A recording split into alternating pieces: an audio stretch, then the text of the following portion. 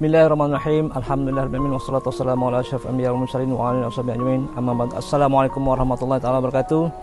Tuan-tuan, seperti yang tuan-tuan lihat, inilah tapak bangunan yang terbakar, madrasah yang terbakar pada tahun lepas, dan kami sedang proses membina semula bangunan ini, dan kami sekarang di fasa membina pile cap. Fasa sebelumnya adalah fasa piling seperti tuan-tuan telah lihat, kami dah siap.